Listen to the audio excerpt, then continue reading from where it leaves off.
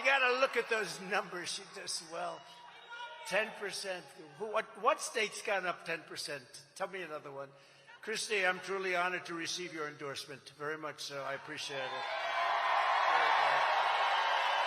Thank you, Christy. Thank you very much. It's a great honor. I get endorsements, some good, some bad. I get endorsements, some don't mean anything. Hers means a lot, let me tell you. Everyone here tonight is part of the greatest political movement in the history of our country. This is the greatest movement. Look at this. This place is packed. We come to South Dakota. I said, how many people do you normally have at your Republican Party dinners and events? Oh, a couple of hundred. This is like 6,000, 7,000 people. This is a lot.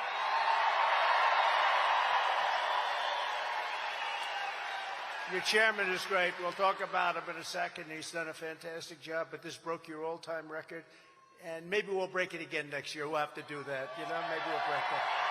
We're the only ones that can do it. But we're racing toward a monumental victory 1 year from now. This is so important. There's never been anything like this one. This is, you know, when we did 2016, I said this is the most important, and I meant it. But this is the most important election we've ever had, because our country is going to hell. It's going to hell.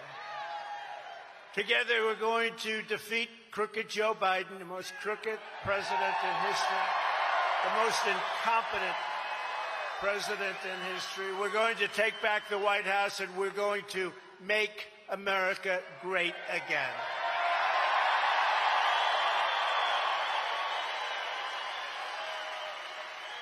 So 3 years ago, I traveled to South Dakota to deliver a very historic address.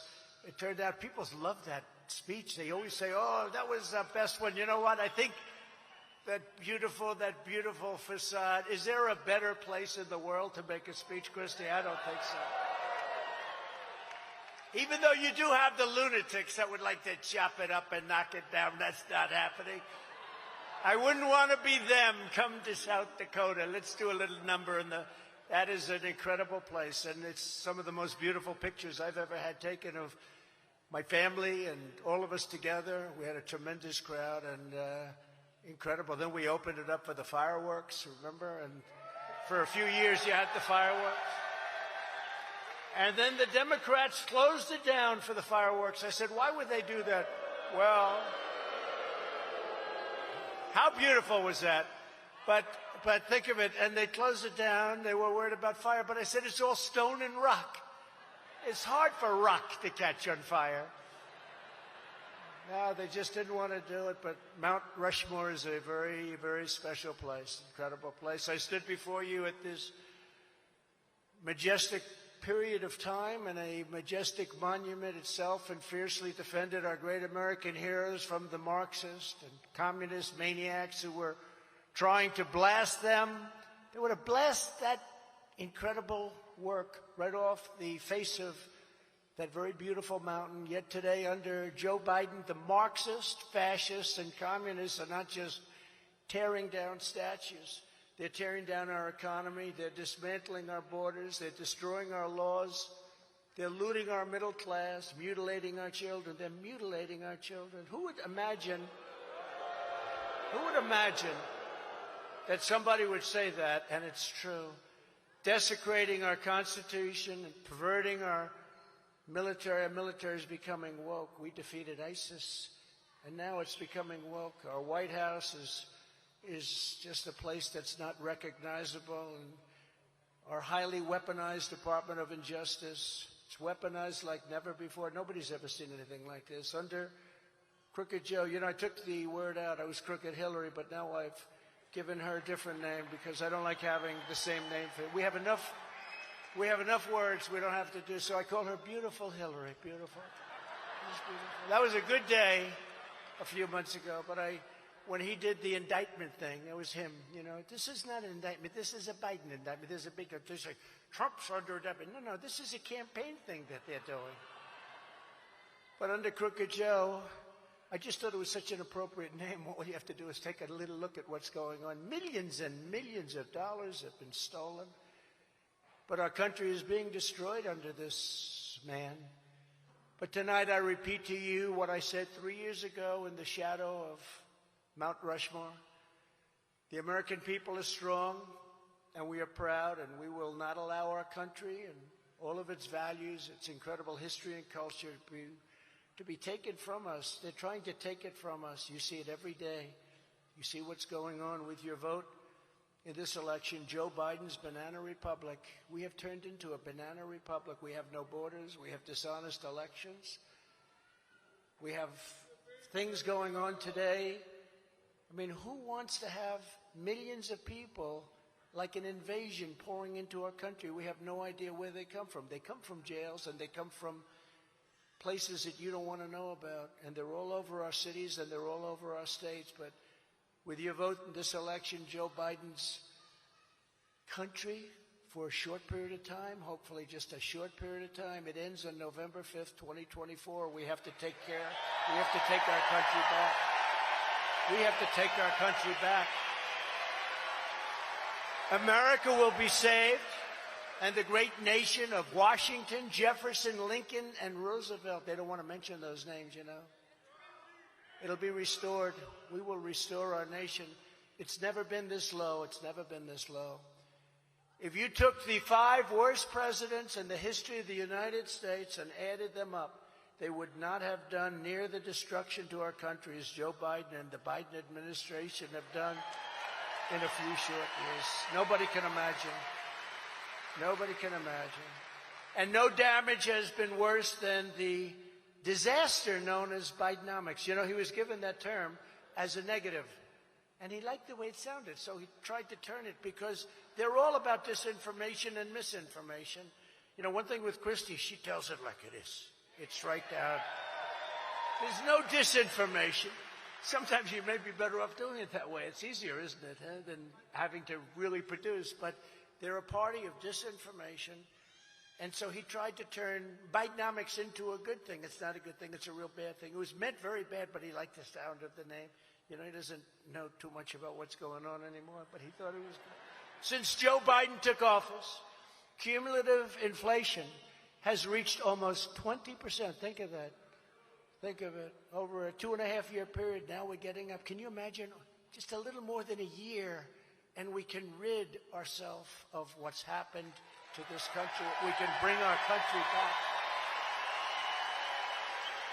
And the dollar has lost more than 20% of its value in just 3 years' time. Think of it. It's not even possible. It never happened before. These are records we're talking about, all records, all very negative records. Joe Biden has blown through $11.5 trillion in wasteful spending that should have never happened, equivalent to $88,000 taken away from every family in America. $88,000 from every family. Under Biden, the budget deficit is exploding and set to more than double this year alone. You know, we were doing something with oil and energy and making a lot of money. We were going to make so much money. We were going to pay off our debt. We were going to lower taxes still further.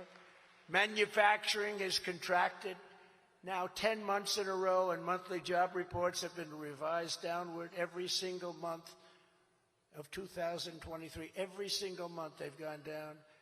The fact is, we're probably heading into a Great Depression, something I've never said before publicly. I'm saying it in your state. I hate to say that this is the state I have to say it, but you know, I don't believe I've ever said that before. It's a hell of a statement to make, and I hate to make it.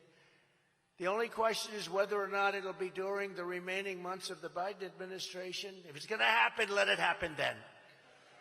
If it's going to happen, let it be during Joe, and we'll come in and we'll straighten this sucker out. I'd rather have it.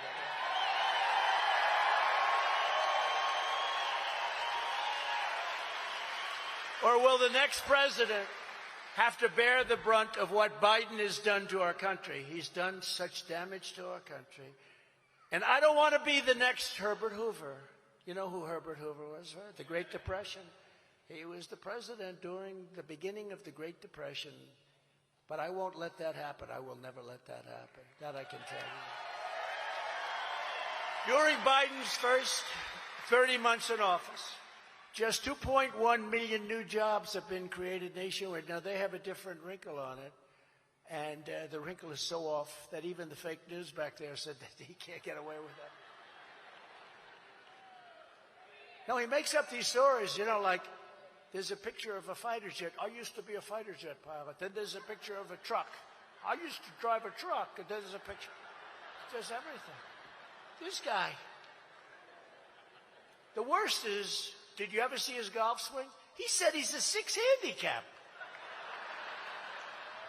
6 handicap's a good golfer. You know, when he's 6 handicaps, that's a good golfer. This guy can't hit a ball to Christie. He's a 6 handicap. I think that's the greatest lie of all, if you want to know the truth. By contrast, during the first 30 months of President Trump, we created 4.9 million new jobs, shattering all predictions and projections. Nobody's ever seen anything like that. It's the greatest economy in history. Greatest in history. Under Biden, real incomes have gone down by $7,400 per family. Think of that. Under President Trump, yearly income went up by more than $6,000. That's a record, more than $6,000. Think of that. And all of this horror, and yet Joe Biden is traveling around the country pretending he's an economic genius. In fact, he's actually an economic arsonist, and Bidenomics is incinerating American wealth at a level never seen before. It's an inferno of inflation, taxation, submission, and failure. We submit. Everyone says, what is submission? You're submitting to China. You're submitting to all these countries. We're pouring money out of our country. We can't take care of our own country. We can't help Hawaii.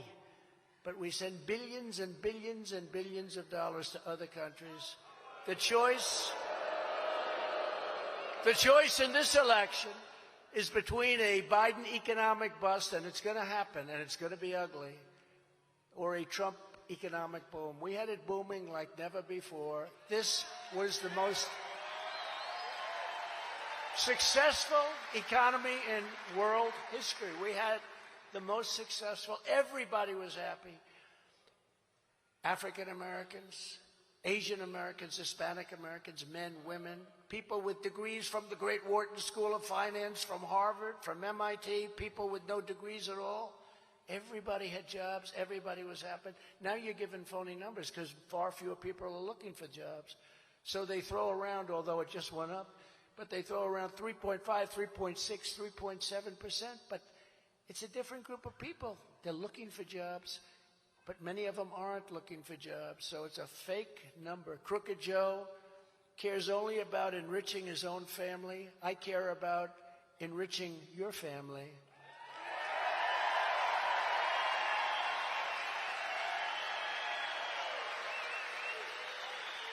And something that, again, this is like an evening of firsts, but something which I proudly state, that I'm the only president that ever lost money while serving in office, and I knew that would happen.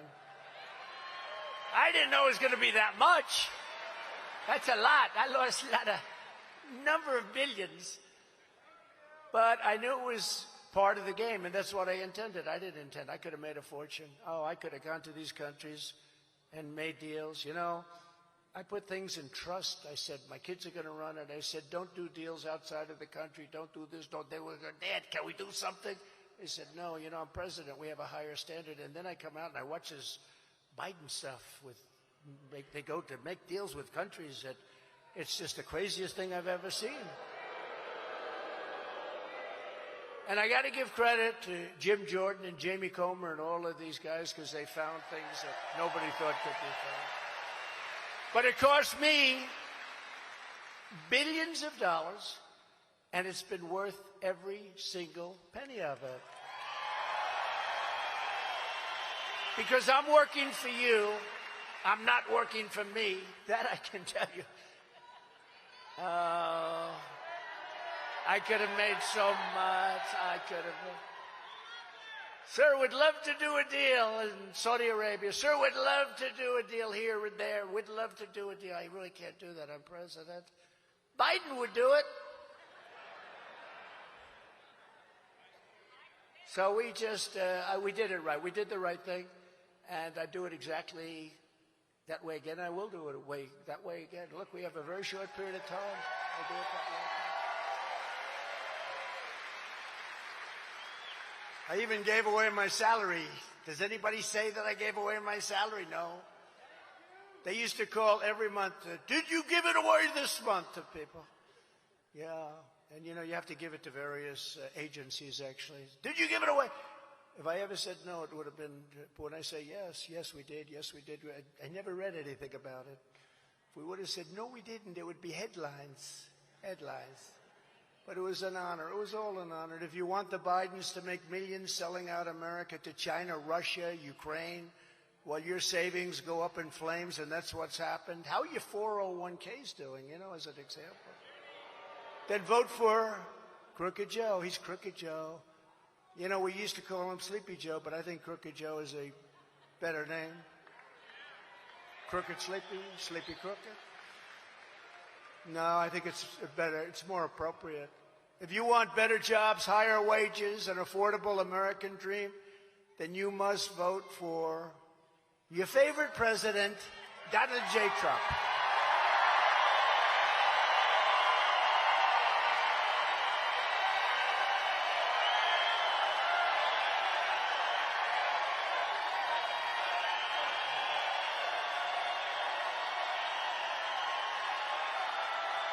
Thank you very much.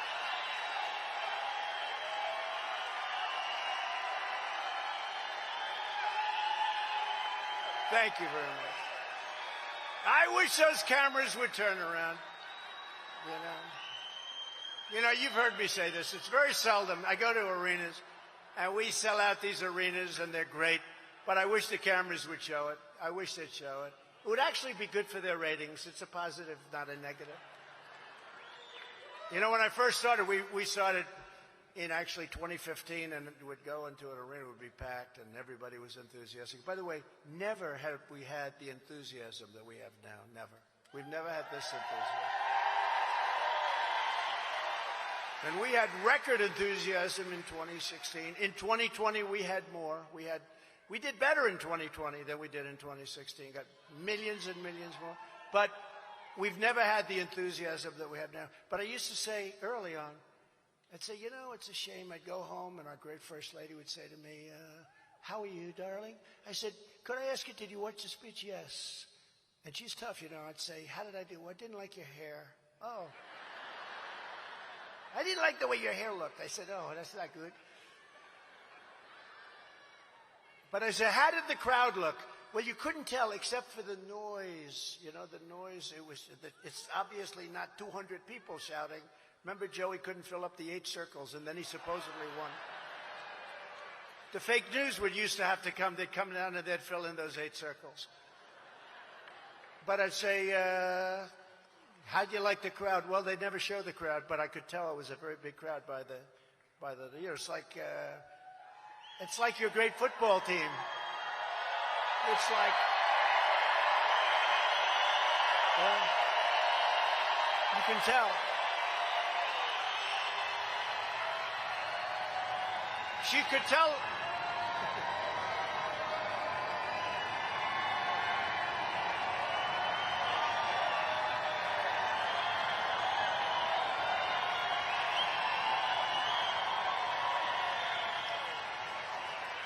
Good. Now I'm going to get a good review tonight. That's good. But you know what? She could tell it was big, but she'd say, no, they never show the crowd. And I figured that it's maybe the structure of the camera. You know, it's on steel tripods, and maybe you just can't turn it.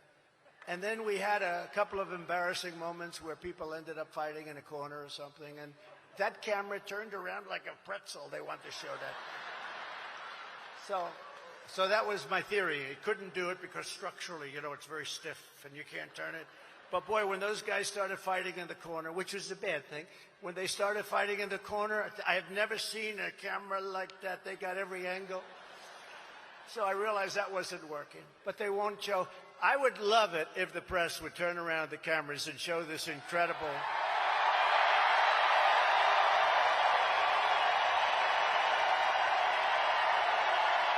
They don't do it.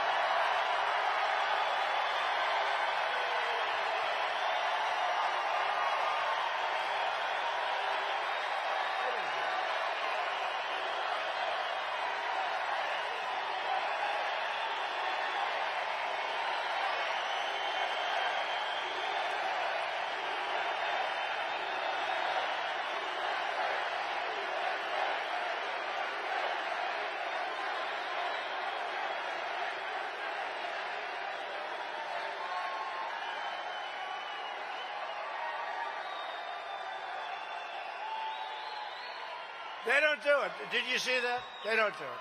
They won't do it. They won't do it because they're told not to do it. Because they want to make it look. They don't want to show crowds like this because nobody has ever gotten crowds like this. Nobody's ever gotten it. It's not me. It's all of us. This is our movement. This isn't my movement. We're sick and tired of what's happened to our country. But they won't do it, even though it's sort of good for them. You know, you show something that's so vibrant. Look at all the people standing over here. It's incredible. They just won't do it. I just said something. Would you please, I asked nicely, would you please turn around? You guys go crazy. Everybody up in the back, they're going crazy. Everyone's going crazy.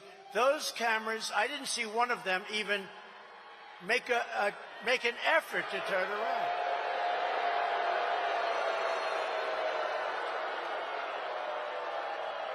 That's why they call it fake news. That's why they call it fake news. You know, I'm proud of a lot of things. You don't mind if I go off the teleprompter for a second, do you?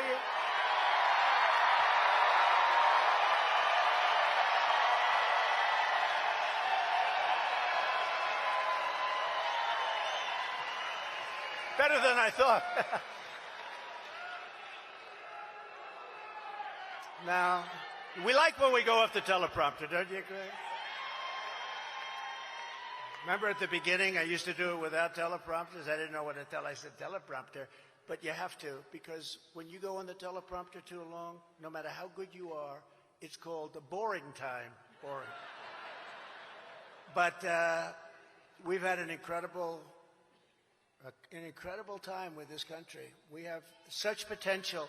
And you know, we speak so negatively, and it's so horrible to be telling you what happened, but you know what happened. Just like all you have to do is watch the newscast, which, by the way, if you look at ABC, CBS, NBC, you look at CNN, you look at MSDNC, which is, I think, the worst of all. I think they're horrible. What they say, they're evil. They're evil. They're really evil. And they're really a wing of the Democrat Party. I mean, they should be paying.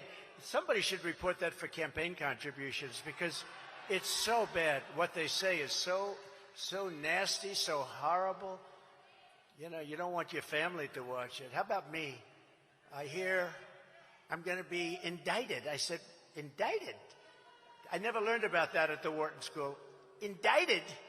You're going to be indicted. How about me? I have to go see my wife. Darling, may I talk to you for a moment? Yes. I'm going to be indicted for no reason whatsoever on Friday. And then that happens. Oh, it's traumatic. You call your daughters, you call your sons, and you say this. And, you know, it's a terrible thing. And then I hear a couple of weeks later, I'm going to be indicted for something else, then for something else, then for something else.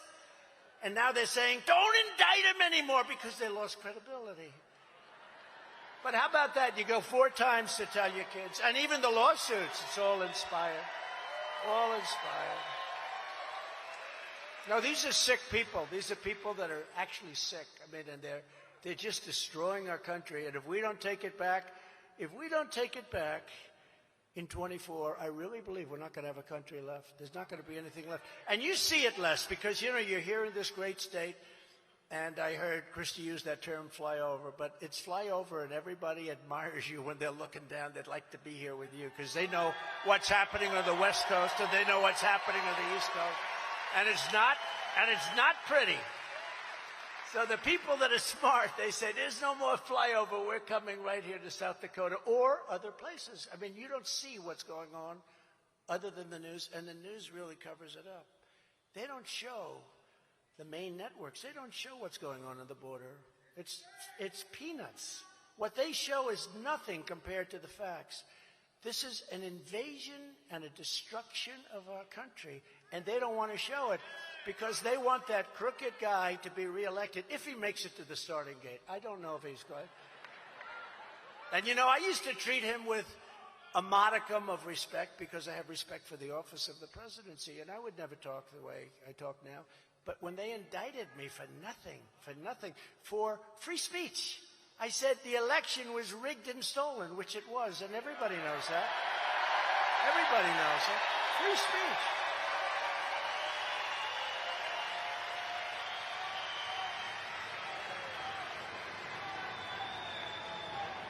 And, but I used to say, and, you know, we're political opponents, but he actually did this to an opponent, a political opponent. Nobody would ever think it's possible. It wasn't really possible, even psychologically possible. He did this to an opponent. But when you think about it, I never said bad stuff. Now I say he's the worst president in the history of our country. He's the most corrupt president in the history of our country. And as other foreign leaders say, and as I say, he is grossly incompetent, and he's very dangerous because he has no idea what he's doing. He can't put two sentences together, and we're playing with nuclear weapons with other countries, and he has no clue what the hell is going on. So I would never have said that out of respect for the office. Not for him, but for the office. But now that they've weaponized the Department of Justice, now that it's been weaponized, now that the FBI came out with, you saw that, with Twitter, they call it Twitter files, and the things they've done are so bad, they're so evil, with all of the different things that have taken place, and with all of the corruption that you're witnessing on a nightly basis. And you don't have to watch. The great thing about the internet, a lot of it's really bad, but you get to see what's happening. You really do get to see what's happening. But when you see the kind of things, I feel I'm totally free to speak my mind. And my mind is the same as your mind, because you know what's happening just like I do.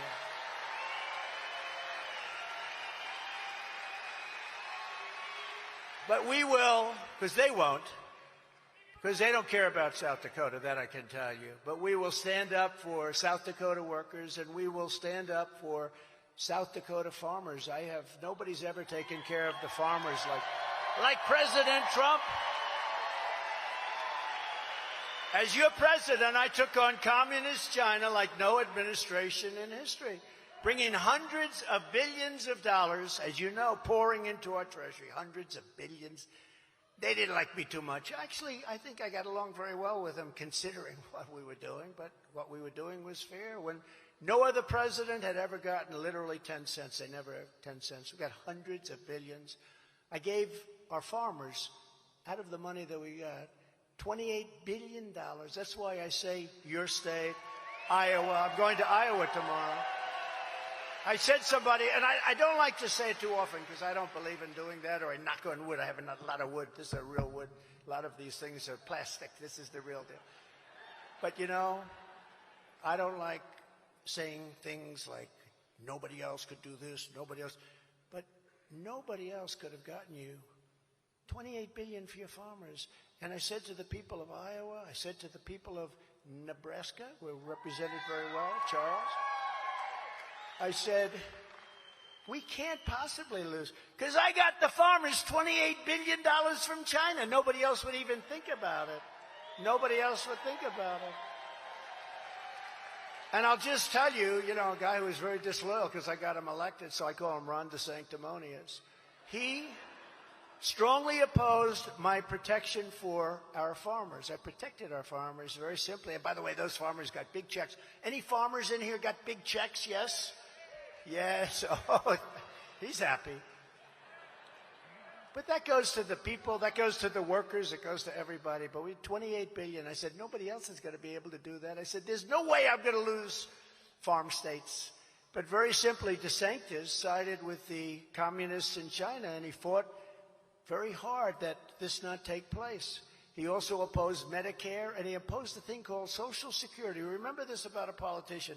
Their first idea is always what they go back to. So now I'm sure he's changed. I don't know. I don't watch him. He's gone so low in the polls, I'm not really watching him. They say, sir, forget about him. He's gone. I say, no, nobody's gone. Nobody's gone until it's over, right? It ain't over till it's over. Yogi, the great Yogi Berra, great philosopher. But DeSanctimonious voted to get Social Security. Think of it. Social Security 3 times. Voted. Hands up, voted. He is a disciple of Paul Ryan, the great Paul Ryan. You know who Paul Ryan is? Was it good? And he wanted to raise, and he will raise if he ever got in here, which I don't think is going to happen, not even in 4 years. But he wanted to raise the minimum age to 70. That's a big deal. He also wanted to hit Medicare and hit it very, very hard. I ended the NAFTA disaster, the worst trade deal ever made in the history of our country, and replaced it with the brand new USMCA, that's Mexico, Canada. They say it's the best trade deal ever made in the history of our country. I actually think, I may be wrong, I made a deal with China, but I don't talk about it because once COVID came in, I said, I'm not even talking about it. But the deal I made with China is $50 billion they buy a year. It started out at 4 or 3, and then we got them up to 15. And then I went into the negotiating room and I said, listen, you're so big, we want $50 billion. And they said, okay, $50 billion. And I said, do you remember the farmers remember this? I said, here's what you do. Because the farmers went along with me. It took us a year and a half to get that done because they're not easy to deal with. They're great negotiators. They were ripping off our country. They couldn't believe this was happening because usually you see the way they go now and they bow to the Chinese. They bow. They have no respect. They get no respect whatsoever. But I said, it's going to take a little long to do this. And I'll never forget, 32 farmers came to see me at the White House. Beautiful everything, beautiful room, all set up. And I said, I'm going to get you a lot of subsidy from China. And one of the farmers raised his hand. I'll never forget. This is the only time this happened. Sir, we don't want subsidy. We just want a fair, level playing field. I couldn't believe it. It's the first time that's ever happened. Because everybody else, Christie says, we want the money. We want money. The farmers didn't. They just wanted a level playing field, which they didn't have. And I went to Sonny Perdue, who was the Secretary of Agriculture. I said, Sonny, what damage have they done over the last 3, 4, 5 years to our farmers? And he comes back 2 days later. He said, sir, it's about $28 billion. I said, it's a lot. I said, we're going to get it. And I got the $28 billion, and farmers picked up big, fat, beautiful checks. And I was very happy to do it. And I said, there's no way I lose a farm. How the hell am I going to lose a farm state? Any farmer voted against me. I can't imagine that. So I was a little bit cockier than I should be. But now I will knock on wood, just in case. But I don't see how we can lose with the farmers. And with the manufacturers, same thing. But they buy $50 billion. Now what I understand is, you have to police that. You have to make sure. I used to go in once every week. Are they buying? Yes, sir, they started. Are they buying? Every week I'd say, are they buying? I didn't have to say China. Yes, sir, they are. They're buying. I bet you right now, if you look, I'll bet they're not buying anything. I'll bet they're not buying at all. And the way they push our country around, it's incredible. There's no reason for it. We had a very strong relationship, but it was a good relationship, and we did fantastically well. But that deal might have been better than the USMCA, but the USMCA, Mexico, Canada, was a very one-sided deal. That NAFTA was so one-sided. I said, we have to change it. They made some typos in the original deal many years ago. They were typos of numbers, where the typos were actually much more for them, and they didn't change it. They never even called it, you have a thing called, you call up and you say, by the way, we made some mistakes. They didn't bother changing it. That deal was so bad, NAFTA, for us. And now the USMCA is so good, they want to renegotiate the deal. They called up the Biden administration, this deal's not fair, and I hope they don't do it because they shouldn't do it. It's a great deal for us, but I think maybe the China deal might even be better. But we made a lot of them. We made deals with Japan because they were really ripping us big. We made deals with South Korea. You know what they were doing. Everybody, there wasn't any good deal. I said, who made all these deals? We did many, many things, and we made our country successful. We made people in manufacturing successful. We stopped them from dumping steel. We saved our steel mills. It's been such a great honor to do it, and it was sort of easy.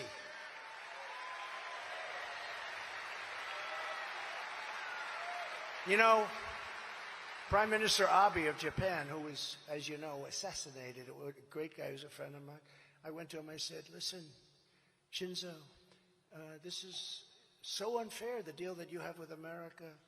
Oh, is it really? Oh. I said, no, it's really unfair. I said, we got to redo it. He says, I knew you'd come to me. No other president came to him. He said, I knew you'd come to me, because he understood. He understood how unfair it was. South Korea, the same thing, sort of. They knew it was so unfair. I said to South Korea, we have to renegotiate the deal. We have 35,000 troops there in harm's way because you have North Korea, but I got along very well with Kim Jong-un. If I weren't elected president, you would have had a nuclear war guaranteed.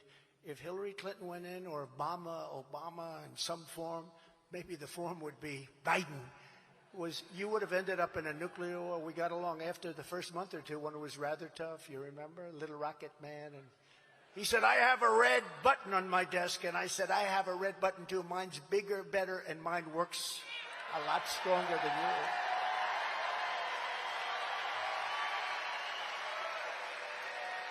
And President Obama told me when we sat down, it's a sort of a ritual before you take office, I sat down, I said, so what's the biggest problem? He said, biggest problem is North Korea. I mean, he really felt we were going to end up in a nuclear war. I said, have you called them? You know, rather than losing millions of people, have you called them? And he didn't say yes. And I said, well, maybe somebody should have to call. And the truth is that they did call, and they were not received well. When we spoke and we dealt, I went over there. You remember that? It was a very historic moment. Went over there. And I said to Kim Jong-un, you know, being a real estate guy, it's just sort of natural. I said, you have the most beautiful shoreline. Think of it. You're between China, Russia, and South Korea. Look at the beautiful shore. You could have the most beautiful condos that you've ever seen and become rich as hell. You don't have to live like you're living. But he's a tough guy. He's a smart guy. And he just loves collecting nuclear weapons. That's what he does. He collects nuclear weapons. And we got along incredibly well once we met and once we started the whole thing. And we saved the Olympics in South Korea because nobody was going. Nobody wanted to be blown out of the stadium. And we came along. They actually participated in the Olympics. We had a great relationship, and it would have been great if we would have had a deal done long ago if the election weren't rigged. And that's the way it is. I mean, it's a shame. Think of what's happened to our country in just 3 years. Think of what's happened to our country. You look at the borders and you look at, we're not respected. We're laughed at all over the world. We're losing all of these countries. Saudi Arabia now is aligned with China. We don't want them aligned with China. They're very good. They have tremendous oil reserves, but we really don't need their oil reserves. You know, we have more oil under our feet, I called it liquid gold, than Saudi Arabia or than Russia.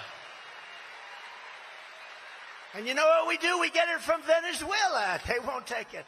We take their tar. You know, they don't have good oil. They have tar. And you know where we process it? In Houston. So all that stuff, if you're a believer in that, and I believe it to a certain extent, not like the maniacs that want to destroy our country, but it all goes up into the atmosphere. And when China's very dirty, it all blows over here, just like you ever see in the Pacific Ocean. We're taking tons and tons and tons of garbage because China dumps their garbage in the Pacific, and the tide flows it in toward Los Angeles. We're picking up their garbage. And then they say, we have to keep our claim. No, they have to participate because it blows over in 3 to 4 days. So what good does it do for us to destroy our businesses by putting controls all over the place? We had a trucker. I saw him over here someplace, a father and a son. I said, I read last night where they want to make all of these big trucks that travel all over the country. They want to make them all electric. It doesn't seem to make sense to me. He said, it will destroy the industry because they go for 2 hours and then you have to charge them for 4 hours, right? He was saying it doesn't work, and they put it on. They don't even talk. You got to talk to the people. You got to talk to the people in the trucking industry, not to some person that wants to destroy our country. I actually believe that's what they want to do. But unlike the establishment globalists in this race, and they are globalists, I've also been an unwavering defender of ethanol, which you like right here, on behalf of the American farmers, and remain the ethanol champion. I'll keep it. It's a big factor in Iowa, your state. It's a big, big factor. Our record on the economy is unmatched in the history of our country. So it's no wonder we're up very big in the polls, leading all Republicans in the primary by massive numbers and crushing crooked Joe Biden in the general election. The new poll that came out just today, remember I used to go over the polls in the old days. I'd go over the polls only if they were good. If they were bad, I wouldn't go over them. If I had a bad period and the polls weren't looking good, I wouldn't talk about them. If they're good, I talk. But I'll tell you, I'll talk now because these are the best polls. In the new premise poll that just came out last night, We're at 62%. DeSantis is second at 12%. But he's sinking rapidly. So we're at 62, he's at 12. He's not doing a great job. And the rest of the people are in single digits. You know, we have a couple of them that are at 0. I wonder, what's this guy from Arkansas? I love Arkansas. This guy, Hutchinson, Ada. I call him Ada Hutchinson. What the hell is he doing? He's at 0. He's been working so hard. He's a nasty guy, actually, but he's been working so hard. He's at 0. Does he think he can win? He's not going to be picked for a cabinet post if that's what he's thinking about. But in the Redfield-Wilton poll, just came out a few hours ago, we're at 65%. DeSantis is at 9%. Now we're hitting. Now we're hitting the big lead. You know, when we started, when I announced, we were up 20, 25 points. That's a lot. Now we're up 50, 60, 70 points. And then they say, why aren't you doing the debate? I say, wait a minute. If I do the debate, what am I doing? I have a guy at 0, 1, 2, asking me nasty questions, somewhat of a hostile network asking me nasty questions, right? What am I doing? Why am I doing it? And, you know, you want to have a smart president, not a stupid president, right? What I do look forward to is debating the Democrat, whoever that may be. And again, it's going to be interesting to see, because I don't think he makes it to the starting gate, but maybe he does. But it's going to be a very interesting period of time. And in the just released Iowa State poll, big deal, you know, Iowa's a very big deal. I kept them first in the nation. They very much appreciate it. They didn't do that. The Democrats didn't do that. But in the Iowa poll just came out, I'm up 37 points, 51-14 on, I don't even know if DeSantis is second anymore. He's heading bad. He's turned out to be an unskilled politician. When asked by Morning Consult, which is a big deal, who has the best chance of defeating crooked Joe Biden in November, it was Trump at 63%, DeSanctimonious at 13%. So that's good.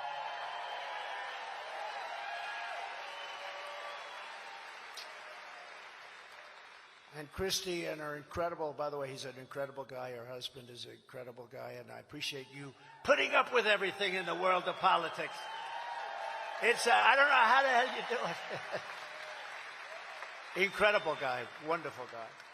But we're doing well, and she's doing so well. I looked at your polls. I'm not going to talk about it because I think you might be beating me in the state, and that's unacceptable. Usually I come in. It's unacceptable, Christie, to have that happen. But we're leading Biden in an electoral landslide by 5 points, 6 points, 11 points, 7 points, and various other polls. A couple haven't won. You know, as a Republican, when you lead a Democrat in a presidential race by 2 or 3 points, it means you're way ahead. But it's sort of different because the polls are very skewed, it's called. But people that don't know politics, one poll came out last week, I'm leading by 3. And a friend of mine said, how the hell can you only be leading by 3? This guy, he can't speak. And I said, that's the world of politics. And we have to be so careful. We have to make sure that they don't cheat because they are cheaters. And that's the biggest fear that we all have. It's the biggest fear. Biggest fear that everybody has. Our momentum is unprecedented and hopefully unstoppable, and that's the reason that Joe Biden's ordered his leading opponent arrested on 91 fake and phony charges. 91. How many charges are they? But we're going to ask for dismissals of a lot of it. Most of it is just, you ask for dismissal. It's called dismiss the charges. But remember, it's a Democrat charging his opponent. Nobody's ever seen anything like it. That means that if I win, and somebody wants to run against me, I call my attorney general. I say, listen, indict him. Well, he hasn't done anything wrong that we know of. I don't know. Indict him on income tax evasion. You'll figure it out. And, you know, the good thing with me is I have a big voice, and people know me. And you know me for a long time. But people know me, and I'm able to speak. But if you're a regular politician, a really good politician, an honest politician, and you get indicted, you get a subpoena, and that gets reported in the paper and the news, you have to leave office. And the Republicans in the Senate and the Republicans in the House cannot let this go on, because people are being destroyed. Lives are being destroyed by these sick lunatics in Washington. And I think I can honestly say this, Christy. I'm the only person in the history of politics that's been indicted whose poll numbers went up 25 points or something. Right? I think so. You know, usually if you get indicted, it's standard. I've watched it for years. I'd like to announce my retirement. I'm going home to spend more time with my family and to fight these charges. You know, there's nothing you can do.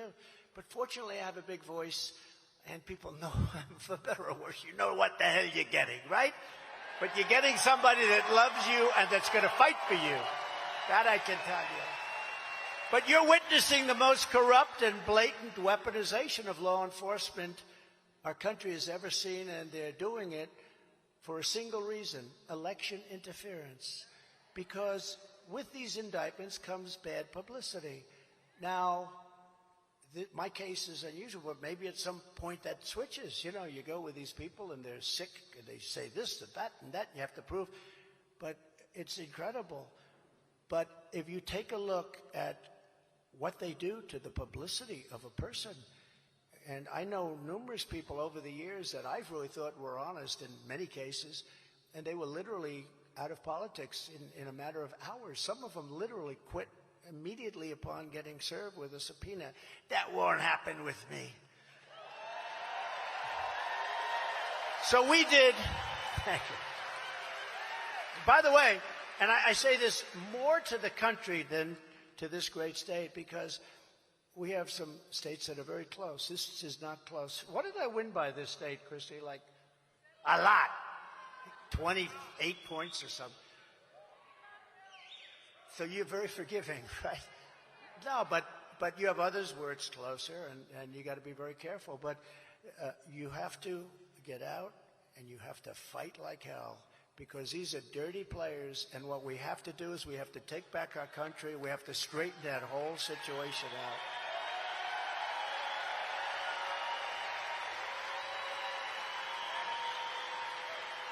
And it does. It allows me to now, because this is unthinkable, I'm president and I call my attorney general, indict my opponent. He's doing well. I'm leading Biden in all these polls. Every time I have a good poll, it seems every time I have they give me another indictment. What's this one for?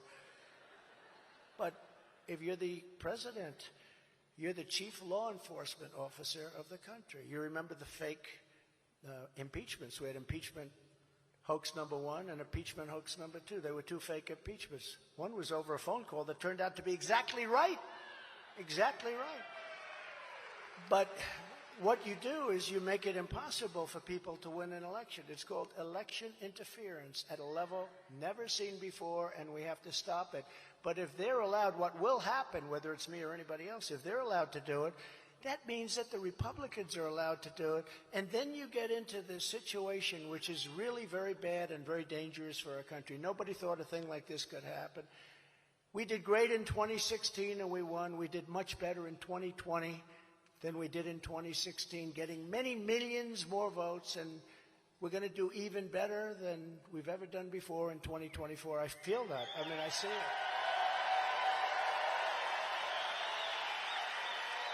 Don't forget, you look at this arena, and it's packed. Look at this arena. It's packed. We're a year before the election. You know, these guys don't pack an arena the night before the election. They have a smattering of people. Oh, good Lord. Remember Hillary with the thing with the women screaming? That one woman with the glasses, she's become famous? No.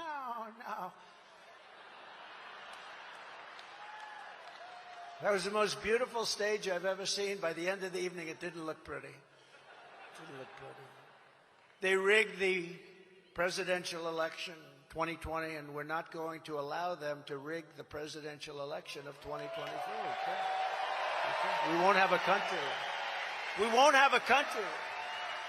Every time the radical left Democrats, Marxists, communists, and fascists indict me, I consider it a great badge of honor. I do. And I'm being indicted for you. I am being indicted for you. I'm not too thrilled about that, but that's part of the job description, isn't it? I'm being indicted for you.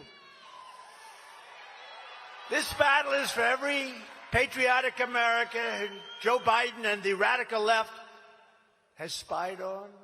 Look at what they did. They spied on my campaign, and we caught them. Let's see what all happens. We had a great report come out. Durham was a great report, just took too long, took so long. And we had the IG, Horowitz. He did a fantastic job. He did a fantastic, by the way, appointed by Democrats. He did a fantastic job. We caught him. They spied on my campaign. Think of what would happen if I spied on, let's say, Obama's campaign or even Biden's campaign. I wouldn't want to. It would be too boring. But let's see. Although you'd see things that were very bad. But censured and persecuted or slandered it's really a threat to democracy while they trample our rights and liberties every single day of the year. You see it. You just turn it on and you see what they're doing. It's a horrible thing. It's for the blue-collar workers, the waiters, the waitresses who Biden is harassing with 87,000 new IRS agents that are allowed to carry guns, by the way. You know, they don't want guns, but they're allowed to carry guns. They're allowed to carry guns. While the Biden crime family cheats on their taxes as they take in millions and millions of dollars in bribes from all over the world. I mean, the whole thing is incredible. Joe Biden is a Manchurian candidate. You know what that is, right? He's totally controlled by China and other countries that paid him off, and he's petrified of them because they know the real numbers. Jamie Comer, Jim Jordan, they would not have to wait very long.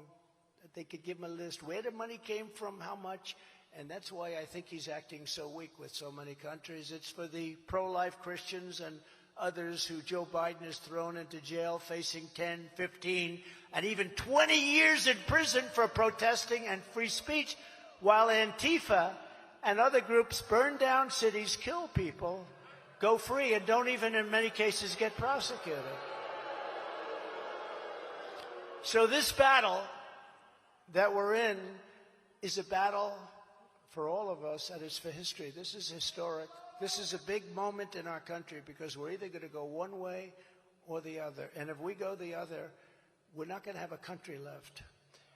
We will fight together, we will win together, and then we will seek justice together. We're going to seek justice together.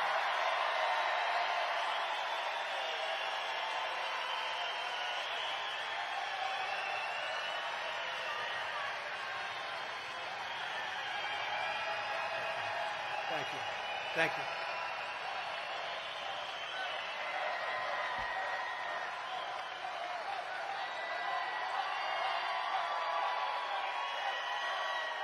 Thank you. Thank you very much. Never forget our enemies want to stop us because we are the only ones who can stop them. They want to take away my freedom because I will never let them take away your freedom. I'd rather have it be me. I'd rather have it be me.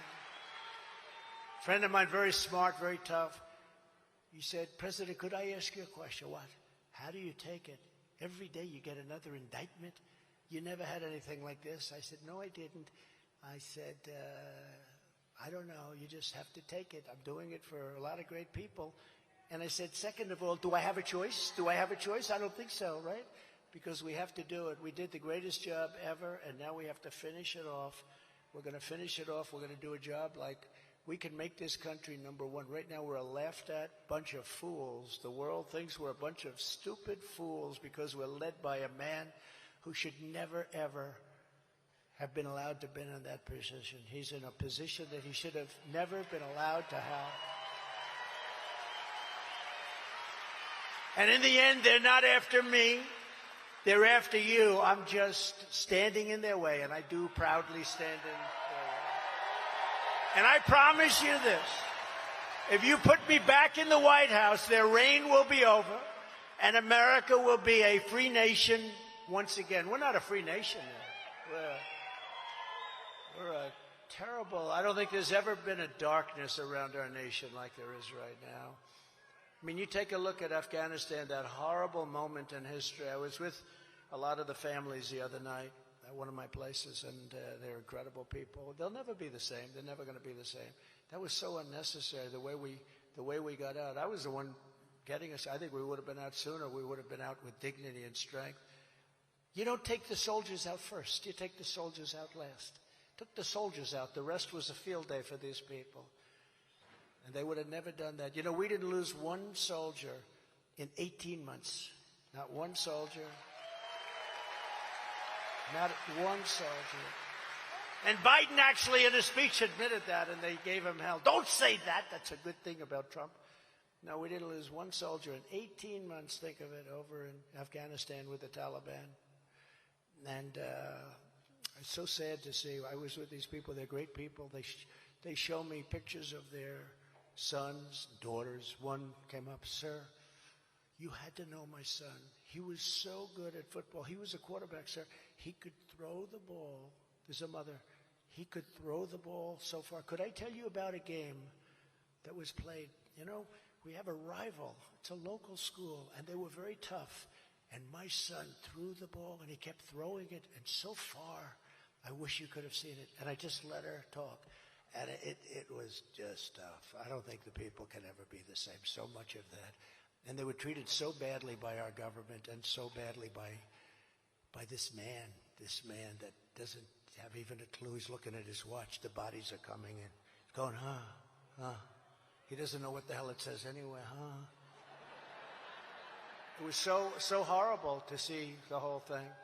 But in addition to Governor Noem, we're pleased to be joined tonight by her wonderful husband, Brian, and her mother, Corin, who I met, who is fantastic. Now I know how this all happened.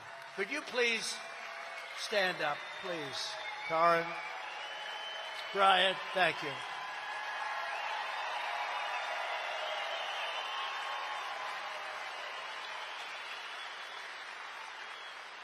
You think it's easy being with her, huh? It's not easy.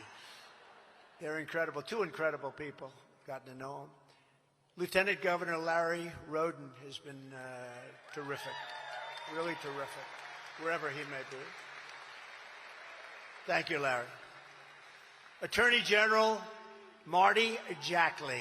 Attorney General. Thank you. Great job you're doing. Great job. Treasurer Josh Hader. Josh, thank you, Josh. Fantastic. Auditor, that's what the United States could use, a good auditor like Rich Satgast. The country could, did you know they sent billions of dollars to Afghanistan? Nobody has any idea where the money is.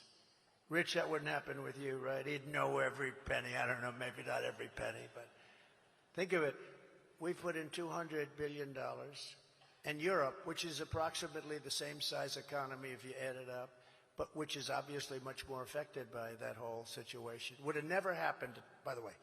Zero chance it would have happened. Zero. Would have never happened.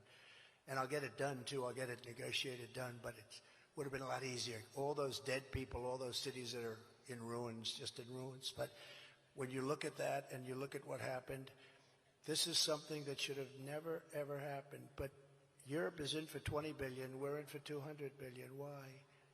It was like that with NATO.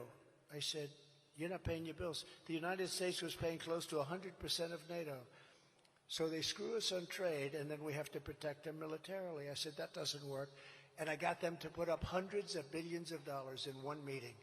They said to me, does that mean, sir, that you're not going to defend us from Russia if we're not paid up? I said, did you pay? No, I didn't. That means you're not going to be defended. And the money came pouring in. It was an amazing thing. Hundreds of billions of dollars. That's why NATO has money to do this. But think of it. They're in for $20 billion. We're in for $200 billion. Why? Why aren't they the same? First call I'd make is NATO. You got to equalize. You got to equalize. You got to put up money. But they're dealing with stupid people, our leaders. They're dealing with stupid people. Why should France and Germany, and why should all of them put up money if we don't ask them to put it up? Nobody asked. It was like with NATO. Bush never asked. Obama never asked it. Go in, make a speech, leave, and that's it. We'd pay all the costs. And nobody's asking. Do you think Biden goes there? You've got to equalize. This is not right. I don't think so. I don't think he knows what the hell we're even talking about if I told him. But we have to get them to put up money. They have to put up money because they have a lot of money. But why should they put it up if we're doing it? We sent $25 billion yesterday, and somebody said, it's a lot of money. By the way, $25 billion, that's a lot of money. It was just like on a fluke. Blinken or somebody went there and he said, we're going to give you another $25 billion. That's more than Europe has put up. But we have to be respected again. They don't respect us at all. They respected me, and I was tough on them with all the money I took in from countries, but in particular China. But they actually do better. You can be tough, and you'll do better with them. They never treated us and me the way they treat this administration. They treat them like they're lapdogs. They call up. She said they are. Who said that? Stand up, please. Will you stand up? Who said that? Somebody. Boy. Well, you're right about that. They have to respect you. School and Public Lands Commissioner Brock Greenfield. Brock, thank you.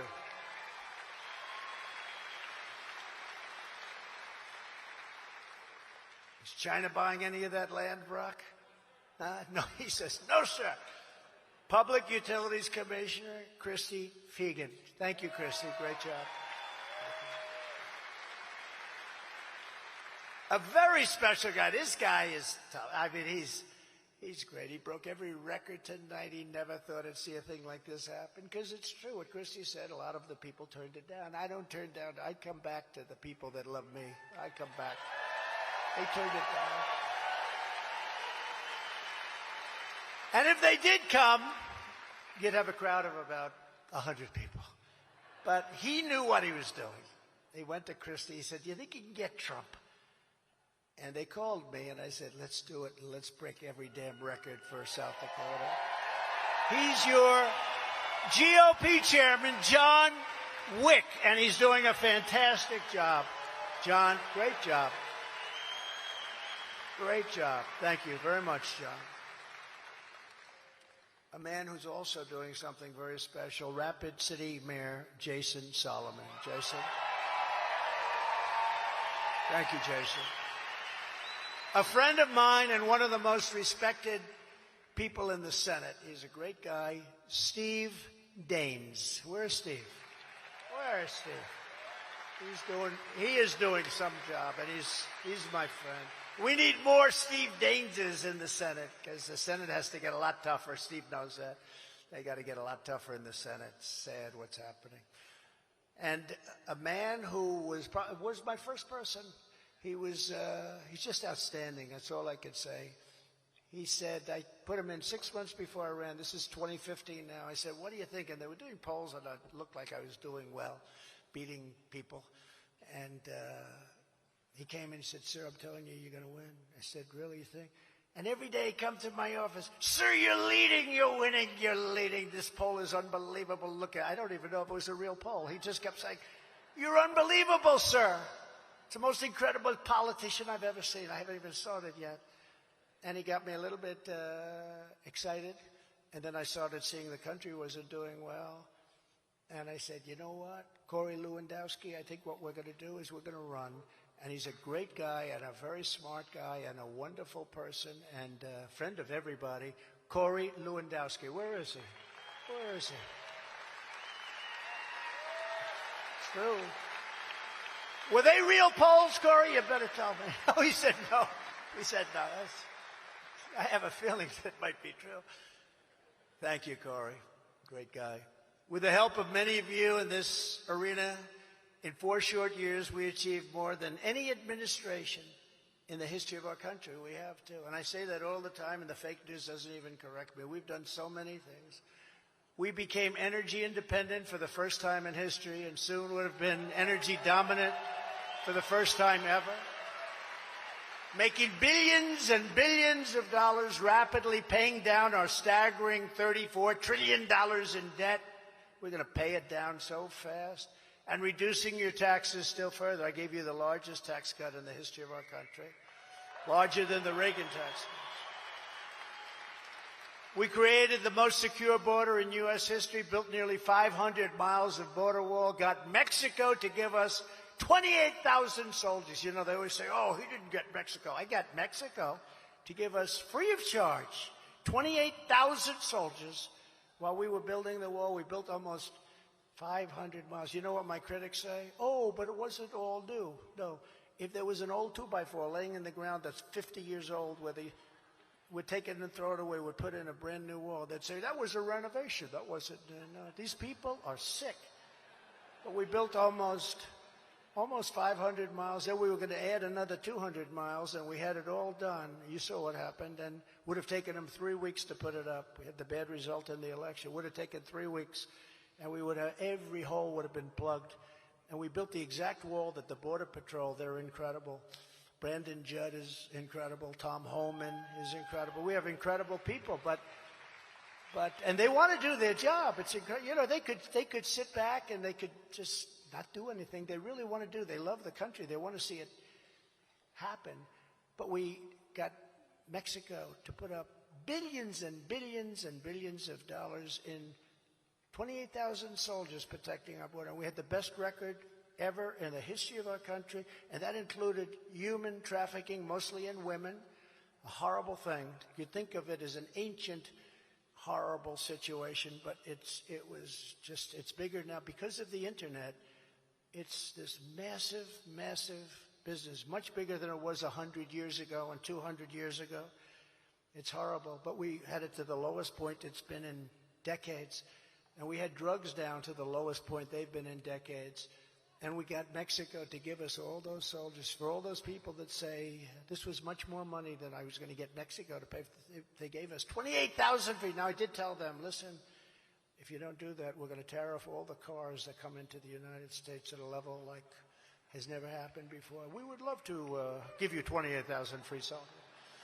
Sir, we would love to give you 28,000. You know, when I first told them about that, we need 28,000 soldiers, your soldiers, free of charge. We need them on the border.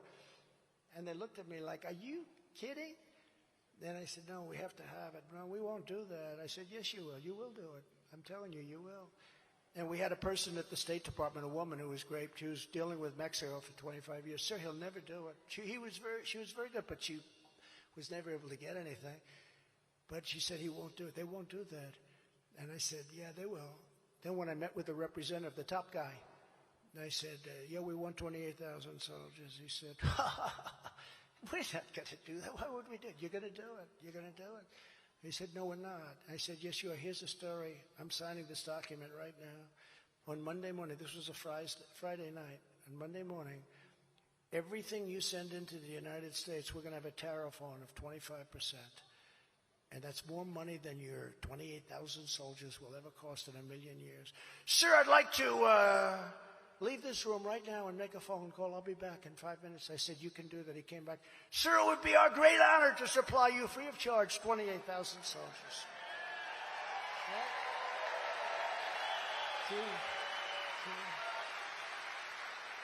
And when I was negotiating, I said to Brandon Judd, and I said to Tom Homan, and I said to all of the people that were there that are so great, we had that border so good. It was so, all he had to do was go to the beach, okay, which he does anyway, but he destroyed everything. If he went to the beach, who the hell is telling him to go to the beach every day? Tell me, does he look good? He can't lift. You know, those things weigh about 3 ounces. They're meant for children to pick up. He can't lift the chair. He can't get his feet out of the sand. It's, who the hell, does he have some political consultant say, you know, you've got a great body. You should go to the beach. Who the hell is giving him that advice? I don't know. Does he like the beach that much? So crazy. But we negotiated, very important, remain in Mexico, because they used to come into our country and we couldn't get them out. When they touched our soil, you couldn't get them out. So we said, we want remain in Mexico. Hundreds of thousands of people were in Tijuana and different places. I wouldn't say Mexico was thrilled until we learned who they were. And in many cases, we wouldn't accept them. We wouldn't take them. And Biden gave that up. It was not easy. He gave it up. And we deported illegal alien criminals by the tens of thousands, MS-13, ICE is so incredible. They don't get the credit. These guys are so tough and love our country so much. They would walk into a nest. They call it a nest of MS-13. These are killers. These are the toughest. This is the toughest gang probably in the world. A lot of them go to Long Island. They go to different places. But Long Island, for whatever reason, and we have thousands of them. We got rid of thousands. But these guys would walk into a nest, and you just see fists flying. I mean, it's the most incredible thing. Who the hell wants to do it? See that guy there with the black? You're a stand-up, please. You're a tough guy. You're not going to do that job, right? Oh, he voted for Trump. I like him. I knew he's got a thing. And I vote for you, too. But you wouldn't do that job.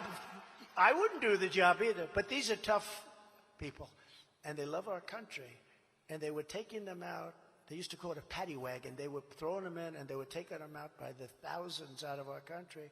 And we had a problem because these other countries, like El Salvador, all of these different countries, they wouldn't take Guatemala. They wouldn't take the people back. And they came to me, and they said, sir, Guatemala, El Salvador, they won't take them back. They never have. They've never agreed to do it. And President Obama was never able to get them back. I said, oh, how much do we give them in aid a year? Sir, we give them $75 million. I said, I think you're wrong. I think it's 10 times that amount. Sir, I'd like to check. He comes back. Sir, you were right. It's $750 million. I say, well, that's peanuts compared to what we do, but it's a lot of money. So I said, inform them that effective immediately, we're not making any economic development payments to the country. Because what they would do is we would load up a plane, we would load up a bus, we'd take it into their country, and they wouldn't allow it in. They put planes on the runway, so our planes would fly in. They had big planes put all over the runway, so our planes couldn't land, so they'd come back. This went on for years. And I said, okay, what you do is we're not going to give them any more money. The 750, inform them, effective immediately, no more money. The following morning, I got a call from the 3 presidents. Sir, we'd like to talk to you. Actually, there were separate calls, too, but the exact same words. Sir, I understand there's some difficulty with bringing people back to our country. I said, yeah, for about 10 years, you haven't allowed anybody back in. You send them out yourself in the caravans, but you don't take them back. He goes, sir, perhaps there's a misunderstanding. We would be honored to take them back. Sir, when will the money start coming back into it? I said, number one, you got to take them back. We brought them back into those countries by the thousands and thousands and thousands. Some of these MS-13s, you read the story, in Long Island. In Long Island, 2 beautiful young girls, 16 years old, were walking to school, and they attacked them, and they cut them up in pieces, little pieces. They killed them both. And they used knives, not guns, because the knife is much more painful. They watched these kids suffer. These were beautiful, perfect kids. Number 1 in her class, and the other was fantastic athlete. They cut them up in pieces. These are animals. I said that publicly. I said, these are animals. And Nancy Pelosi said, these are human beings. They're not animals. No, they're animals. And we got them out by the tens of thousands. Now they're pouring back into our country because we have stupid people running our country.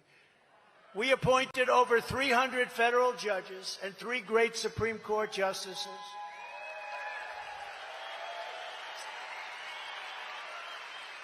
And I'm going to tell you something, because it's really a positive. It's a big positive, but they try and play it as a negative. Last year, those justices bravely and incredibly ruled on something that everybody has wanted for decades, for 51 years. They ruled to end Roe v. Wade. That was a big thing.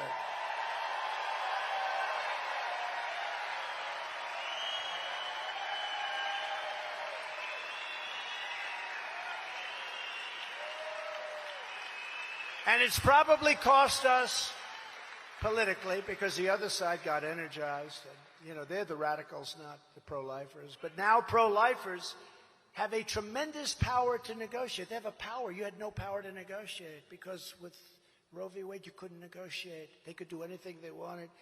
We didn't have any of that before this ruling. This moves the issue back to the states, where every legal scholar said it should be.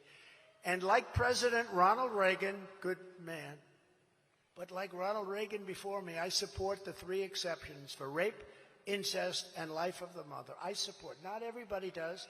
I think a large portion do. I think you should, but again, that's your own feeling. Remember, the Democrats are the radicals on this issue because they're willing to kill babies in their 5th, 6th, 7th, 8th, 9th month, and even after birth. They're willing to kill babies. So when politicians talk about this, they have to say that they're the extremists, because if you're willing to take a baby out of the womb in the 8th month or the 9th month or after the baby's born, remember that crazy governor, the past governor from Virginia, where he said, when the baby's born, you make a decision. And just recently with the Supreme Court. So that, by the way, the pro-life question, it's going to get you in a position where a lot of tremendously good things are going to happen. 52 years they tried to get that out. We did it. And now you're going to be in a position to do what everybody knows is right. And it's a very important decision. Nobody thought it would be possible to get, but it's something that's very important. The Supreme Court also approved something that nobody thought they would ever see, merit-based systems of education. In other words, if somebody is going to college and has all A's and wants to apply all A's, the best of everything, works so hard and gets rejected by somebody that didn't have anywhere near the academic credentials, nobody thought that would ever get approved. And that was so important. That was such a big thing. It's called merit-based. We have to go back to a merit-based country. But that was just the beginning. Here's just some of the agenda I'll be immediately implementing when it's all of us, when we become 47th President of the United States of America. Before I even arrive at the Oval Office, shortly after I win the presidency, I will have the horrible war between Russia and Ukraine settled. He would have never done it. I know them both. You got it settled. When I was on CNN, I said, I want to see whose side are you on? I said, I'm on the side of people not being killed. I'm on the side of hundreds of thousands of people are dying, and I think that's going to be one of the bad things later on when you find out the real number of people dying in that war. You know, they'll knock down a city, they'll knock down an apartment house, they'll say 2 people were injured. They weren't injured. There were hundreds and hundreds of people killed. Those buildings don't come down and you have 2 people injured. Big buildings coming down, or buildings that are 1,000 years old with the golden domes. You can never do that. But much more importantly, the people. So many people, tens of thousands, hundreds of thousands. It'll be millions. It's already millions. And it's a very, very sad thing. And the numbers are far bigger than anyone understands. And I'll get that done. I'm the only candidate who can make this promise. I will prevent World War III. I will prevent it. Nobody else is going to prevent it.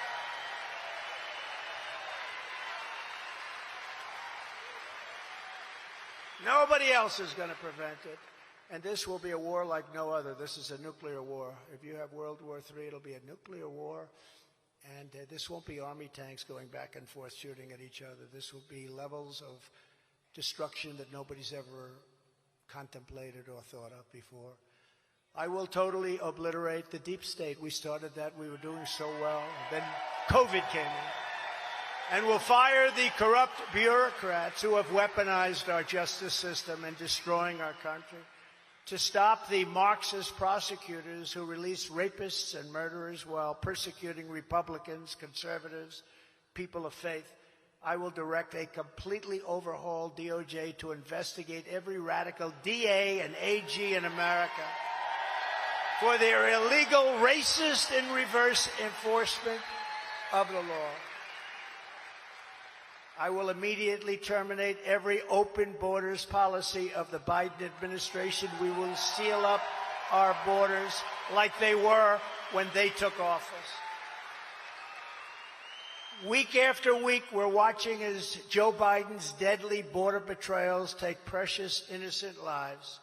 In May, a pack of 5 adult illegal alien and suspected MS-13 animals were arrested in Maryland for brutally murdering a 15-year-old boy and dumping his body in a state park. When the parents saw this, they'll never be the same either. The people that I was with the other night, they'll never be the same. These parents will never be the same. No parent will ever be the same.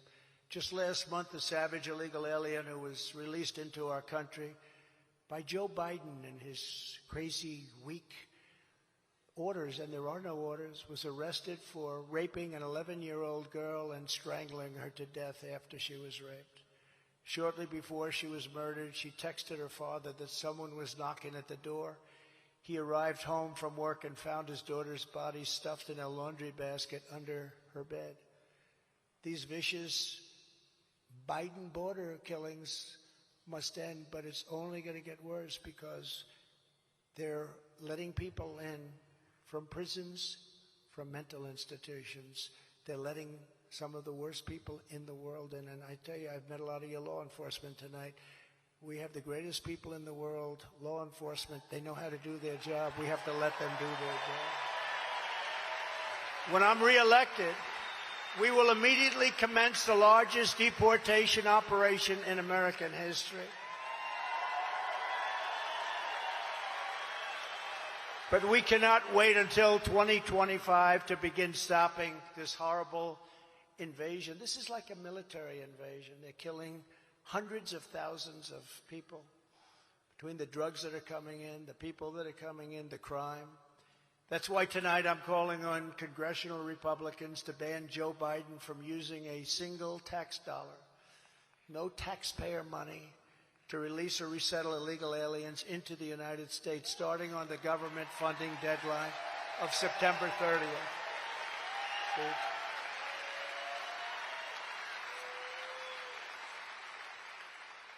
We take better care of these people, and many of them are criminals, than we take care of our veterans, our soldiers, and spend a lot more money doing it. You know, in New York, many of them are living in luxury hotels. Luxury hotels, hotels that you wouldn't want to go to because you wouldn't want to pay the price. Luxury hotels, it's not even believable. The time for talk is over. Now is the time for action, and they should immediately defund. Time for action. People are tired of talk. People are tired of talk. I said to our First Lady the other night, you know, this is big stuff. They caught Biden getting $10.2 million. That's peanuts compared to what the other numbers. But the guy said, this is big stuff. She goes, oh, well, all right. I said, what do you mean? Well, nothing will happen. We got to let it happen.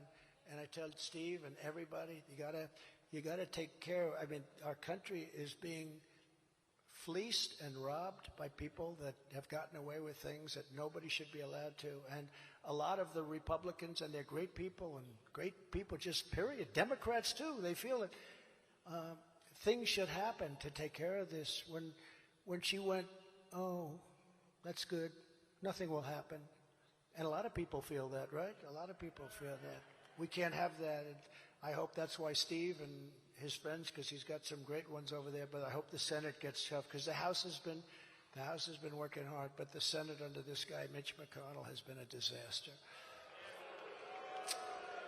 And they should immediately defund the DOJ and prosecutors who are trying to take conservatives and Republicans out of political races through indictments and other illegal means. That's what they're doing. You know, if I was in third or fourth place, or if I wasn't running, I'd be living the life of Riley. I wouldn't be here with you tonight, but I'd be living I'd have nice houses all over the place. I'd be living a beautiful life. They wouldn't indict me. They indicted me because I'm in first place. And I hate to read those good polls here, because every time I read a good poll, they want to indict me again. Maybe I should announce I'm doing horribly. It's horrible. Oh, we'll withdraw it. Their goal is to interfere with elections in order to make it harder for Republicans and conservatives to win. Congressional Republicans should also stop the Biden administration from bringing back COVID mandates, lockdowns, or restrictions of any kind by cutting off the money. And in your state, because of your governor, you're not going to have that problem, but a lot of states do. The radical Democrats are trying hard to restart COVID hysteria. I wonder why. Is there an election coming up by any chance? You know, I saw just the other day for the first time, we're thinking about masks again. I said, what's going on? Oh, that's right, there's an election coming up. Now, these guys, they'll do anything. But we can't comply because it's bad. And just follow your governor, follow your governor. On day one of my new administration, I will terminate every Green New Deal restriction that is destroying the U.S. economy with skyrocketing energy costs. Starting with Biden's preposterous electric vehicle mandate. You know, some people want to drive for more than an hour and a half. Sean Fain, you know who that is? The president, and he's a respected guy, president of the United Auto Workers, cannot even think about allowing all electric cars. They will be made, every one of them, in China, and the auto industry in America will cease to exist. And they have to, if they do all electric cars, none of them will be made here. They have all of the minerals, they have all of every form of material, every form of everything they have. We have a thing called gasoline, and they don't have that, but they have to do something. And you know what you really want is some people like an electric car, some people like, you got to have choice. Hybrids maybe are good, but you got to have choice. They're forcing it. Think of it. California had big blackouts this week, and they had a restriction on electric cars taking any electricity. Do you believe it? And then they want to go all electric. The whole thing is crazy. There is already a giant EGLOT. We call it an EGLOT. They don't go far along, are very expensive, and the consumer must be given a choice. The consumer wants choice just like we want school choice. We want choice in what kind of a car we buy. So vote for Trump, and I will stop this madness immediately. I will stop it.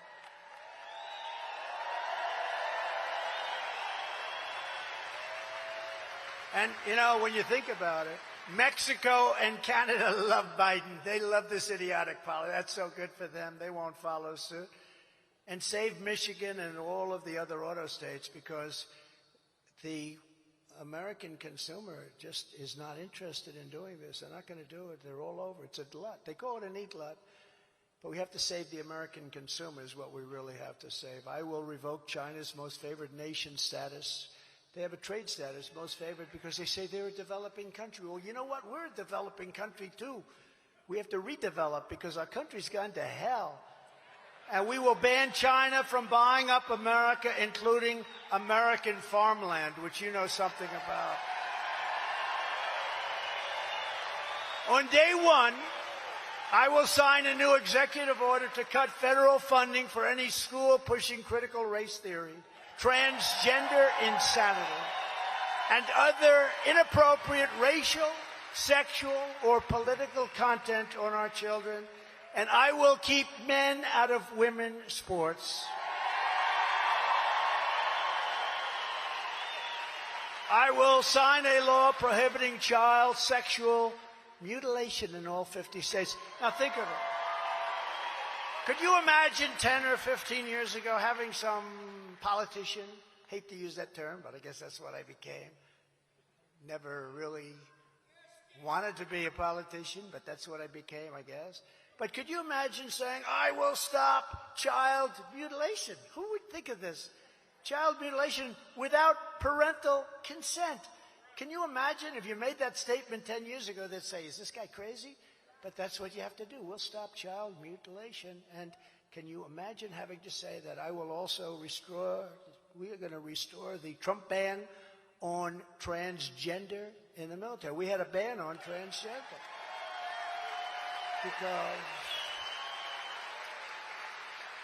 And I went to generals. I say, what do you want to do? No, sir, please do it. But then you see the same guys on television. Well, I'd like to.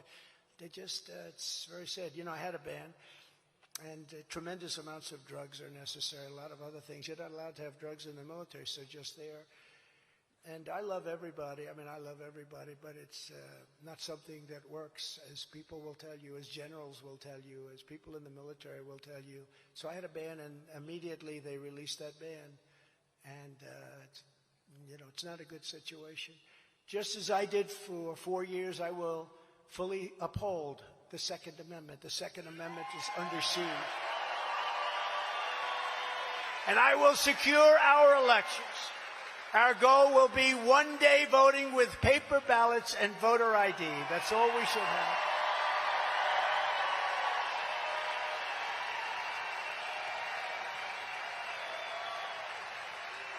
But until then, you got to get out and vote. The way we win is to swamp them. They can only cheat so much.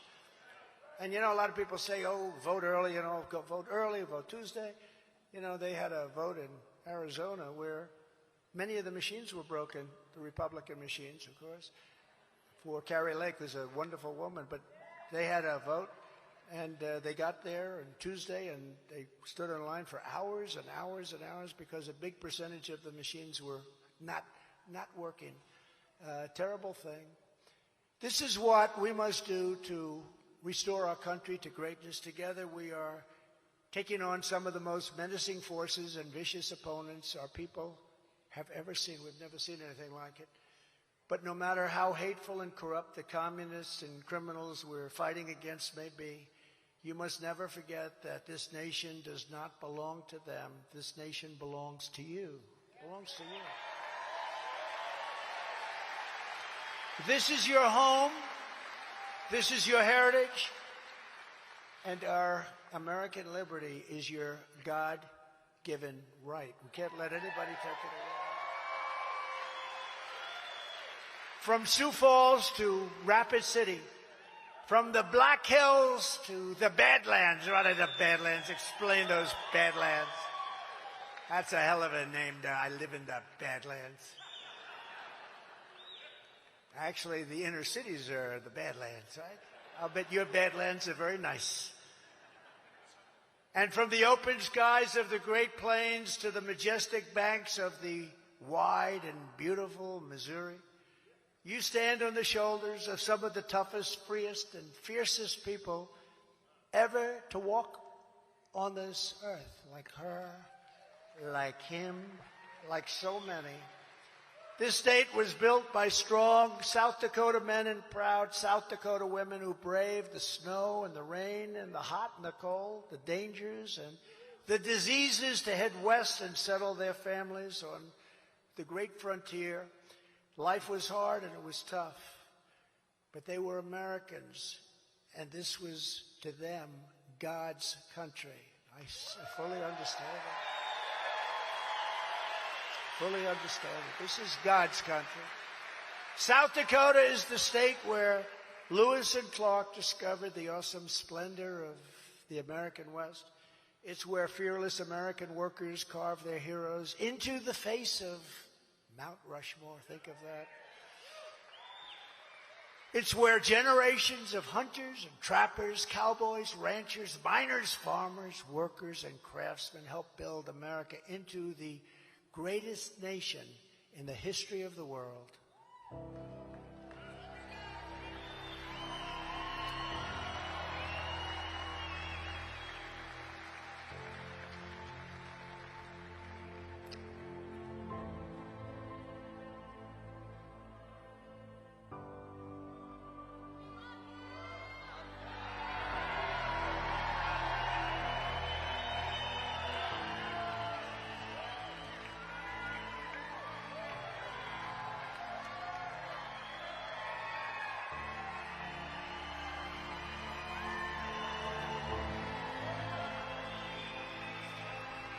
But now, we are a nation in decline.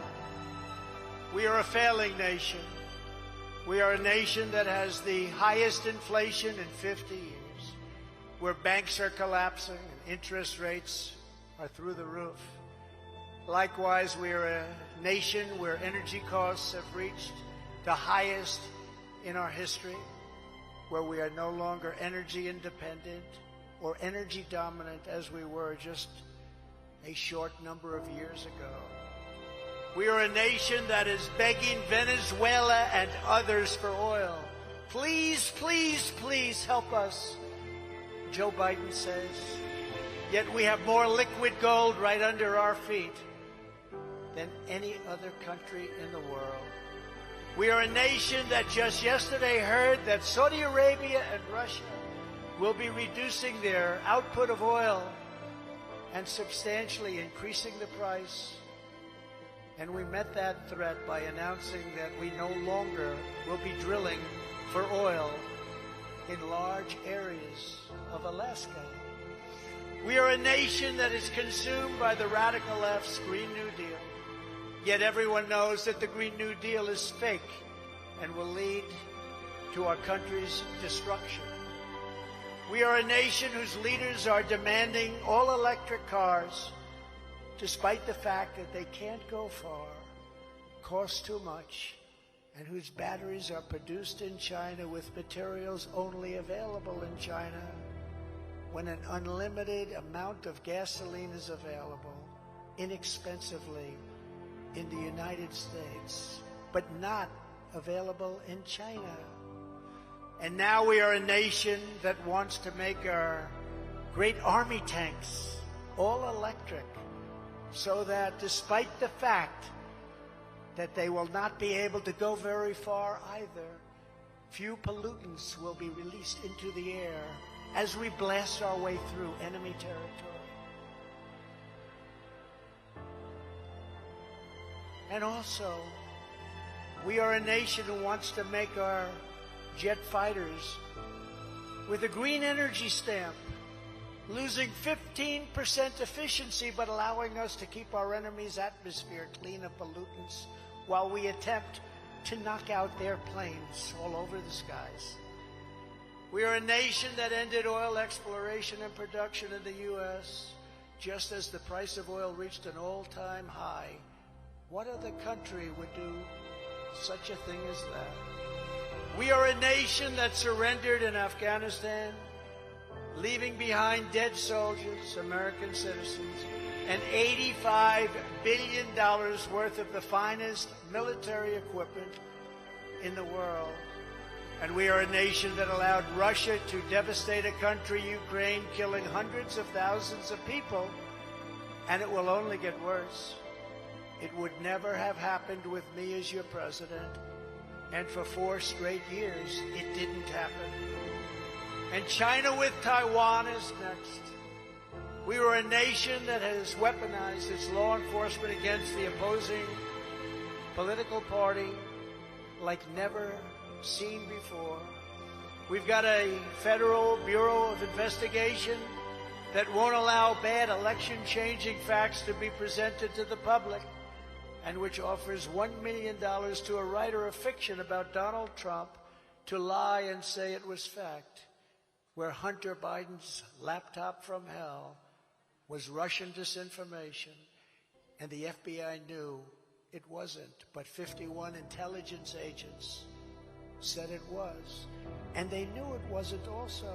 And the Department of Justice that refuses to investigate egregious acts of voting irregularities and fraud. And we have a man who is totally corrupt and the worst president in the history of our country, who is cognitively impaired, in no condition to lead, and is now in charge of dealing with Russia and the possibility of nuclear war, which would be World War III and far more devastating than any of the previous world wars because of the weaponry that no one even wants to think about. Most powerful weapons in history. We are a nation that no longer has a free and fair press. Fake news is all you get, and they are the enemy of the people. They refuse to discuss the Biden crime family, but enjoy covering false indictments of Donald Trump, who has done nothing wrong. We are a nation where free speech is no longer allowed, and where crime is rampant and out of control like never before. We are a nation that is allowing Iran to build a massive nuclear weapon, and China to use the trillions and trillions of dollars it has taken from us to build a military to more than rival our own. And less than 3 years ago, we had Iran, China, Russia, and North Korea in check. They weren't going to do a thing against us, and everyone knows it. They respected us greatly. Now Russia and China are holding summits to carve up the world, and perhaps most importantly, we are a nation that is no longer respected or listened to on the world stage. No respect. They think we're run by fools. We are a nation that in many ways has become a joke, and we are a nation that is hostile to liberty, freedom, and faith. We are a nation whose economy is collapsing into a cesspool of ruin, whose supply chain, this horrible, horrible supply chain, is broken, and whose stores are not stocked, whose deliveries are not coming, and whose educational system is ranked at the bottom of every single list. We are a nation where large packs of sadistic criminals and thieves are allowed to go into stores and openly rob them, beat up and kill their workers and customers, and leave with armloads of goods, but with no retribution, where the authority of our great police has been taken, where their families and pensions have been threatened, and their lives would be destroyed for the mere mention of the words law enforcement. We are a nation where fentanyl and all other forms of illegal drugs are easier to get than formula for our beautiful little babies. A nation whose once revered airports are a dirty, crowded mess. You sit and wait for hours and then are notified that the plane won't leave, and they have no idea when they will, where their ticket prices have tripled. They don't have the pilots to fly the planes. They don't seek qualified air traffic controllers, and they just don't know what they're doing. We are a nation that has lost its confidence, it's lost its willpower, and it's lost its strength. We are a nation that has quite simply lost its way. But we are not going to allow this horror to continue. 3 years ago, we were a great nation, and we will soon be a great nation again.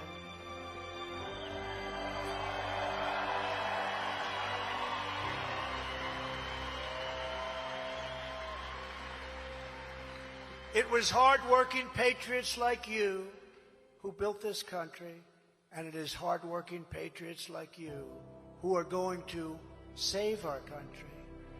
2024 is our final battle. With your support in this primary, we are going to finish what we so brilliantly started. With you at my side, we will demolish the deep state. We will drive out the globalists. We will cast out the communists. We will throw off the sick political class that hates our country.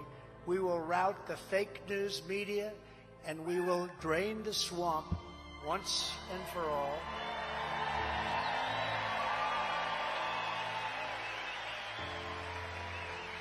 Like those patriots before us, we will not bend, we will not break, we will not yield, we will never give in, we will never give up, and we will never, ever back down. Together, we will complete the mission. We will cross the finish line.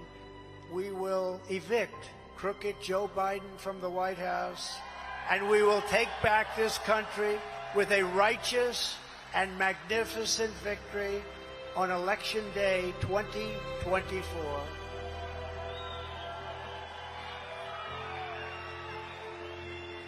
The great silent majority is rising like never before, and under our leadership, the forgotten men and women will be forgotten no longer.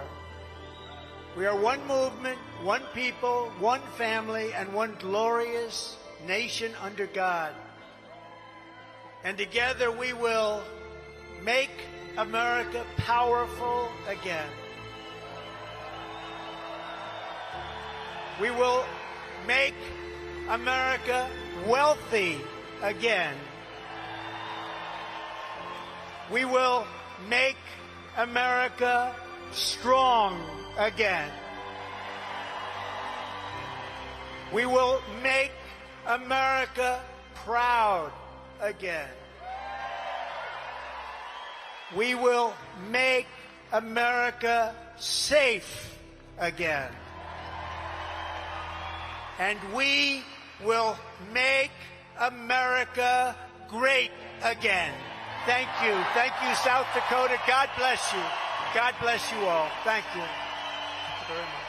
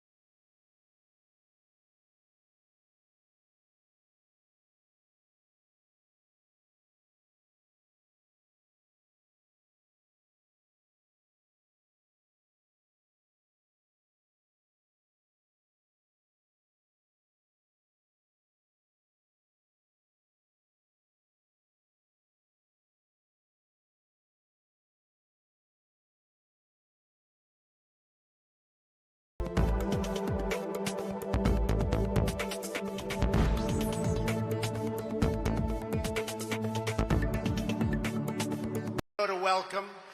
I have to tell you, you have to see outside. This place is packed. I wish the press were legit. They'd turn around, they'd show this arena. This arena is incredible. And you are incredible people. Incredible people. I'm thrilled to be back with thousands of hardworking, God-fearing patriots in the heartland of America. I want to thank one of the most successful governors in the entire nation, an incredible person, South Dakota's own Kristi Noem. Thank you, Kristi. Thank you. You already found this out, but Kristi is a warrior for American values. She's tough on China, and unlike other governors, she never locked down South Dakota. You know, they all say, oh, I kept it open, I kept it open. They didn't keep it open. We had some good ones. I'll tell you what, McMaster, South Carolina was great, and we had some really good ones, but Kristi was just incredible. Well, look at your numbers. You gotta look at those numbers. She just